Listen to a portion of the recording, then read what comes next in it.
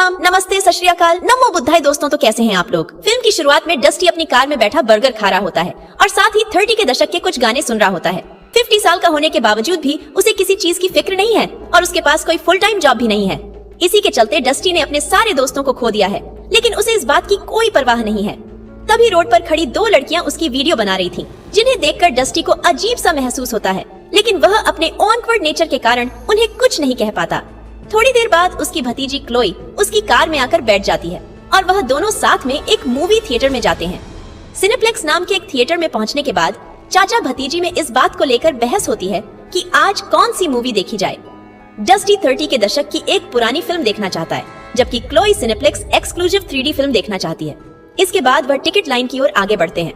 वह कार्ड से पेमेंट करके 2 टिकट खरीद लेते हैं, पर मेन थिएटर में जाने से पहले डस्टी अपने 3D चश्मे डस्टबिन में फेंक देता है और अपना खुद का भारी भरकम चश्मा निकालता है, जिसे वह शिफ्टर कहता है। डस्टी 3D मूवी से नफरत करता है, इसलिए वह शिफ्टर लाया था ताकि इनकी मदद से वह 3D मूवी को नॉर्मल 2D में देख सके। डस्टी क्लोई के लिए भी एक्स्ट्रा शिफ्टर लाया था, लेकिन क्लोई वह ग्लासेस पहनने से मना कर देती है। इसके बाद डस्टी कैंटीन में जाकर कोल्ड ड्रिंक और पॉपकॉर्न खरीदता है। तभी वहाँ कुछ टीनेजर्स उसके मजे लेते हुए उसे कहते हैं कि अंकल, आपको नहीं लगता कि आप गलती से 3D सेक्शन में आ गए हो। जब डस्टी मैन थिएटर के अंदर आता है तो वह सिनेप्लेक्स के मैनेजर को देखता है, जिसका नाम जैक है। वह क्लोई के साथ फ्लर्ट कर रहा होता है। हालांकि जैसे ही डस्टी उनके पास जाता है तो जैक एक बहाना बनाकर वहाँ से निकल लेता है और उसी समय क्लोई के 2 दोस्त आकर क्लोई के बगल में बैठ जाते हैं। अब डस्टी क्लोई की सारी प्लानिंग समझ जाता है कि मेरे साथ मूवी देखने आना तो सिर्फ घर से बाहर निकलने का एक बहाना था। डस्टी क्लोई को अपने साथ बिठाने की कोशिश करता है, लेकिन क्लोई उसके साथ नहीं बैठना चाहती। यह सुनकर डस्टी उदास हो जाता है, लेकिन फिर भी वह क्लोई की सीट के ठीक पीछे बैठने का फैसला करता है। जल्द ही जैक स्टेज पर आकर अनाउंस करता है कि फिल्म शुरू होने वाली है। जैक फिल्म देखने से पहले कुछ नियम बताता है। कोई भी व्यक्ति फिल्म देखते समय अपने फोन का इस्तेमाल नहीं करेगा और सभी लोगों को अपना सिनेप्लेक्स 3D चश्मा लगाकर ही मूवी देखनी है। थिएटर में बैठे सभी लोग मूवी की एक्साइटमेंट में चिल्लाना शुरू कर देते हैं। फिर फाइनली फिल्म शुरू हो जाती है। ये फिल्म एक लव स्टोरी पर आधारित होती है, जिसमें बिल्कुल घटिया किस्म की एक्टिंग की गई है, लेकिन फिर भी थिएटर में बैठे लोग इसके अल्ट्रा रियलिस्टिक 3D एक्शन के कारण फिल्म को एंजॉय कर रहे थे। हालांकि अंकल डस्टी, जिन्होंने अभी कोई चश्मा नहीं पहना हुआ है, वह इस मूवी से पूरी तरह से निराश है। थोड़ी देर बाद उसे अपने शिफ्टर चश्मे याद आते हैं और वह उन्हें पहनकर फिल्म देखने का फैसला करता है। हालांकि क्योंकि वह चश्मे 3D मूवी को 2D में दिखा रहे थे, इसलिए डस्टी को अभी भी कोई खास मजा नहीं आता। फिर वह आसपास में बैठे बाकी लोगों को परेशान करने की सोचता है। वह क्लोई के दोस्तों में से एक को मैसेज करते हुए देख लेता है और उसे भी तो ऐसे ही किसी मौके की तलाश थी। क्लोई की दोस्त को तंग करते हुए वह उसे कहता है कि क्या तुम्हें याद नहीं, थिएटर में फोन का यूज करना मना है। तभी डस्टी सोचता है कि वह क्लोई को उसके दोस्तों के सामने शर्मिंदा करने में पूरी तरह से सफल हो गया है। जैसे जैसे फिल्म आगे बढ़ती है, डस्टी और भी ज्यादा बोरिंग फील करता है। तभी अचानक फिल्म के एक सीन में वह कुछ अजीब सी चीज नोटिस करता है, जैसे कि स्क्रीन धुंधली हो गई हो। हालांकि जब वह अपनी शिफ्टर उतारता है तो उसे कुछ दिखाई नहीं देता। अब डस्टी सिनेट्रिक्स चश्मे का यूज करना चाहता है। वह थोड़ी देर के लिए क्लोई से उसके 3D चश्मे मांगता है, लेकिन इस समय तक क्लोई अपने अंकल की बचकानी हरकतों से तंग आ चुकी थी। अंत में और कोई चारा न होने पर अंकल डस्टी अपने शिफ्टर वापस लगाते हैं और फिल्म देखना जारी रखते हैं। तभी अचानक डस्टी को अपनी स्क्रीन में एक विशाल कीड़े जैसा जानवर दिखाई देता है, जबकि थिएटर में बैठे बाकी लोग इस कीड़े के बारे में पूरी तरह से अनजान थे, लेकिन डस्टी उसे साफ रूप से देख सकता है। डस्टी घबराकर जल्दी से अपना चश्मा उतार देता है और इसी के साथ वह कीड़ा भी गायब हो जाता है। थोड़ा समय बीत जाता है, लेकिन कीड़ा कहीं नहीं दिखाई देता। इसलिए डस्टी को डाउट होता है कि शायद उसके 2D शिफ्टर की वजह से हो रहा है। पर जैसे ही वह वापस अपने 2D शिफ्टर पहन लेता है तो इस बार वह विशाल कीड़ा उस पर हमला कर देता है। डस्टी डर जाता है और जोर जोर से चिल्लाने लगता है। वह क्लोई और उसके दोस्तों पर पॉपकॉर्न भी गिरा देता है। गुस्से में आकर थिएटर में बैठे लोग उसे गालियां देना शुरू कर देते हैं, लेकिन डस्टी को पूरा यकीन है कि थिएटर के अंदर कोई न कोई अजनबी चीज मौजूद है। फिर इस हंगामे पर सिनेप्लेक्स मैनेजर जैक की नजर पड़ती है। वह डस्टी के पास आता है और बाकी लोगों की खुशी के लिए उसे मेन थिएटर से बाहर ले जाता है। क्लोई चिंतित हो जाती है और फिर वह उनका पीछा करती है।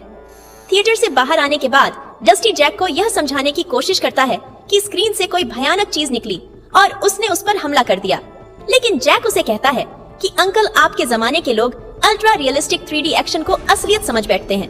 वहाँ ऐसा कुछ भी नहीं है। अब ज्यादा बहस न करते हुए डस्टी अपने रिफंड की मांग करता है और घर वापस जाने का फैसला करता है, लेकिन क्लोई घर नहीं जाना चाहती। क्योंकि वह पूरी फिल्म देखने का इरादा बना चुकी थी और वह डस्टी को वहीं छोड़कर वापस थिएटर में चली जाती है। डस्टी उसके पीछे जाने की कोशिश करता है, लेकिन जैक उसे यह कहते हुए रोक देता है कि अब आपको अंदर जाने की अनुमति नहीं है। लेकिन चूंकि वह मेन हॉल में इंतजार नहीं कर सकता था, इसलिए जैक उसे प्रोजेक्शन रूम में ले जाता है। वहां जैक और उसके एम्प्लॉइज बातें करते हैं कि कैसे सिनेट्रिक्स अपने सुपर रियलिस्टिक, सिनेमैटिक और विजुअल्स के कारण दुनिया पर कब्जा कर लेगा। अब 2D का जमाना चला गया है और अब उनकी जगह 3D ने ले ली है।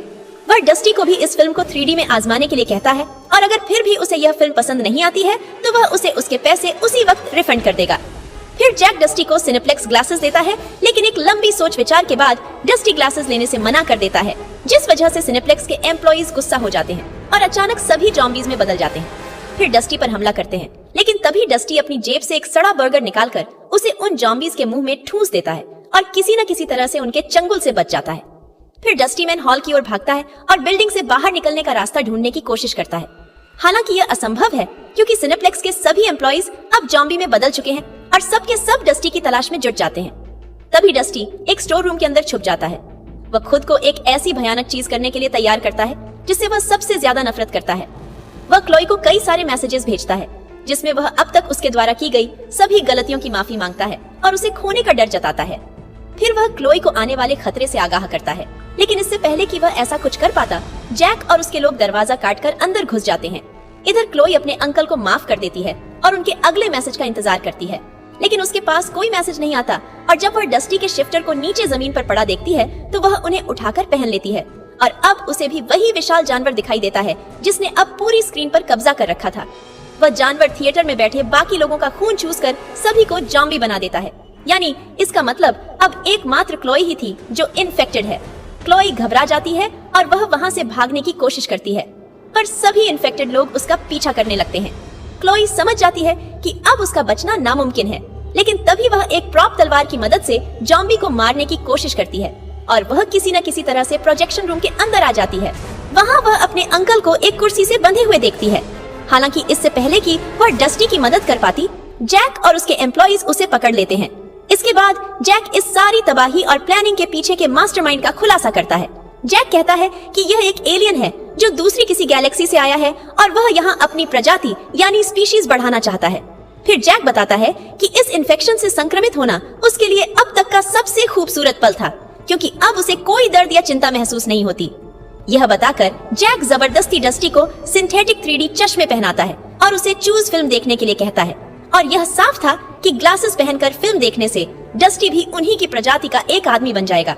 लेकिन तभी सही समय पर क्लोई एक कांच का टुकड़ा घुसाकर उस एलियन को पीछे की ओर धकेल देती है, जिससे जैक और उसके एम्प्लॉइज कुछ पल के लिए अपना सुध बुध खो बैठते हैं।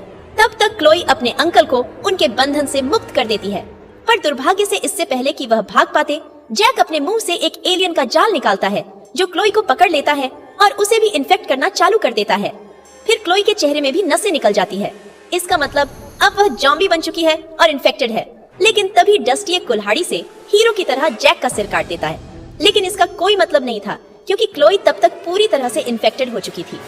जल्द ही दोनों बिल्डिंग के मेन गेट के पास आ जाते हैं और जब डस्टी बिल्डिंग का मेन गेट खोलता है तो वह देखता है कि बाहर के शहर को एक विशाल एलियन ने पूरी तरह से तबाह कर दिया है। अब इसका मतलब यह है कि पूरी दुनिया को एलियंस ने अपने कब्जे में ले लिया है। वहीं क्लोई भी अब अपने असली रूप में आ जाती है। क्लोई डस्टी से इस बदलाव और फैक्ट को स्वीकार करने के लिए कहती है क्योंकि अब यहाँ से बाहर निकलने का कोई रास्ता नहीं है।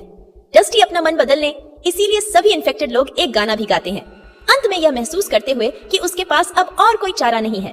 डस्टी हार मान लेता है और उनके साथ गाना गाना शुरू कर देता है। यहाँ से सीन शिफ्ट होता है और अब सभी लोग थिएटर के अंदर वापस आ जाते हैं, जहाँ दोबारा वही फिल्म चलाई जाती है। क्लोई, जो कि पूरी तरह से इन्फेक्टेड है, अपने अंकल को एक सिंथेटिक चश्मा देती है ताकि वह भी उन सब की तरह बदल जाए और इस बदलाव को स्वीकार कर ले। यहाँ फिल्म एंड हो जाती है क्योंकि अब डस्टी बड़ी उत्सुकता के साथ स्क्रीन से एलियंस के आने का इंतजार करता है। इस वीडियो को यहाँ तक देखने के लिए आप सभी लोगों का बहुत बहुत धन्यवाद।